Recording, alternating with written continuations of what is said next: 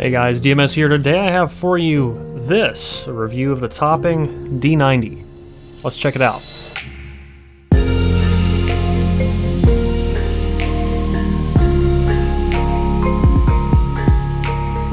Real quick before we start this video, do me a favor, click the subscribe button down below if you like audio, if you like headphones, if you like music, because it helps make videos like this possible. It only takes you just a second to click that button and I greatly appreciate it.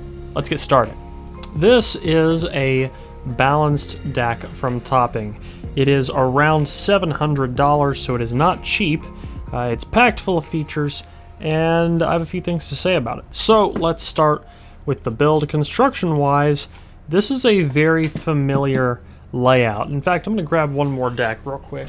Just for comparative purposes, there's a handful of DACs out there with a lot of features. So this isn't the only one, but there are some things that do make the D90 special. But if you're wondering, this is the SMS LSU100, and I do have a video coming out on it soon too. So, you know the drill, stick around, stay subscribed because you don't want to miss that. We have a lot of inputs on this DAC. Well, you can see them all right there, and it actually has Bluetooth as well. The outputs are single-ended RCA and balanced XLR, and the construction is pretty straightforward. It is a metal chassis, nothing super crazy thick, but it doesn't flex at all when I try and move it. It's not like you're going to be carrying this around in a bag or anything like that anyway. It is reasonably small, and the menus are pretty easy to navigate. So, flipping this on real quick, I imagine my camera is probably focused on it, but it's hard to tell. You can actually adjust the volume of the output, which is super nice. The downside is the sensitivity of the volume adjustments is kind of crazy. It's either really slow or really fast, not much in between. You either have to go in these half decibel steps up and down, or you hold and it goes to light speed almost instantaneously. Other than that though, it's very simple to operate. There is a remote for it, there is a button for power if you hold it, and you can also press that to select inputs and navigate through the menu, and you can also flip power on and off with the switch on the back. This is a great DAC for a couple of scenarios.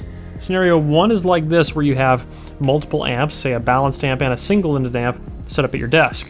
Scenario 2 is with a set of speakers. Because this has so many outputs, it's very, very small, and you can control the volume on this with a remote. So really, you could run this out to a set of balanced mono blocks or a power amp, and use this as both your DAC and your preamp, and send Bluetooth or any other host of signals to your speakers very easily.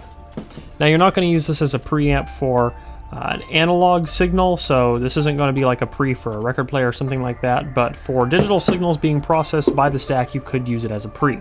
I, for one, very much like it in that setting where I'm using it with a set of speakers. Now, sound-wise, this is a DAC.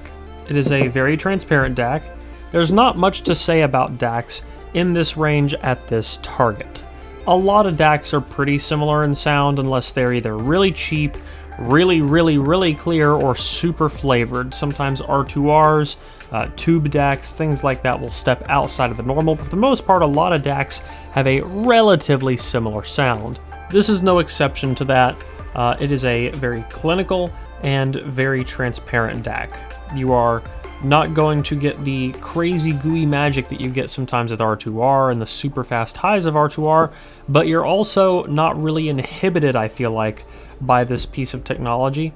I feel like there are, of course, DACs out there that are better, but they're significantly more expensive. Enough to where the diminishing return is something that you're going to have to decide. Because of its transparency and versatility, I do find it to be an upgrade from many other DACs that I have around here. For single-ended use only, I still do prefer the EL2 DAC, but for obviously balanced, for the features and the convenience, this to me replaces the need for the IFI IDSD DAC that I have used on and off between problems with units. This does most of the things that I would want out of that other DAC, minus the headphone amp, minus some of these strange quirky features. But as far as just basic DAC functions go, this performs the needs that DAC was filling, but without the failure issues I was experiencing with that DAC, in a smaller form factor too. I also like that this doesn't use a big external brick. I can just run straight in with an IEC. Now, I want to note something actually that recently happened. AKM, the company making AK DACs, had a fire at a production facility, and unfortunately it looks like they're going to be very far behind for a while. Now that means that AK DACs on the market are going to become limited in the near future, at least that seems very likely. So I'm going to make a suggestion that if you are looking for a DAC in this price range, if you're considering this DAC, this is probably the time to buy it, because there's a good possibility, not a guarantee, but a good possibility that the DAC chips used in these will at some point become scarce, at least for close to a year or so. Now, once again, I want to say there's no guarantee of that, but based off the evidence I've seen, it seems likely that that is a possibility. AK DACs are used in a lot of things. Now, is the price a little bit steep? It depends on where you're coming from. As a whole for a stack, the D90A90, I feel like it's pretty reasonable, because this DAC does have a lot of features. This DAC is going to be doing more than just running the topping A90 off of it. You can obviously run the single-ended out to other things, and the number of inputs provides a great level of versatility. You could run balanced into this and then run RCA out to speakers and still control the output of this with a remote. So for a hi-fi listener who is willing to spend this kind of money on a DAC, I'd say why not? It's received very high ratings from both objectivists and subjectivists on its performance listening as well as its performance in measurements. I can't speak to the customer service of Topping because I've never had to contact their customer service. However, I did receive this unit from Apos Audio. From what I've heard, they seem to have pretty good customer service, which, by the way, they did send me this loaner unit. I'm not being paid or compensated in any way to make this video. However, I do want to disclose I do have an affiliate link system with Apos Audio, and I do have an affiliate link system with Amazon. I use affiliate links like that to help keep this channel going and buy future units to review, because at a channel my size, I can't always get things sent to me like this. But that said, Apos has been very friendly, and I want to give them a big thank you for sending this unit over for me to review.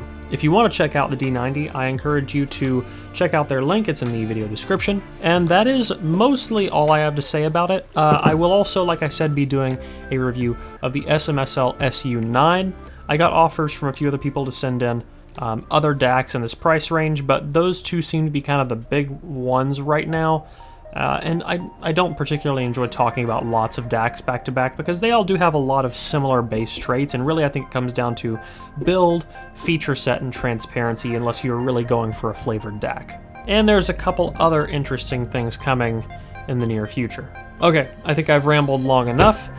If you like this video, please leave a like down below, a comment letting me know what you want to see in the future. If you want to get active in the community, you can at forum.hifiguides.com. And as always, don't forget to stick around and subscribe for more videos like this in the future.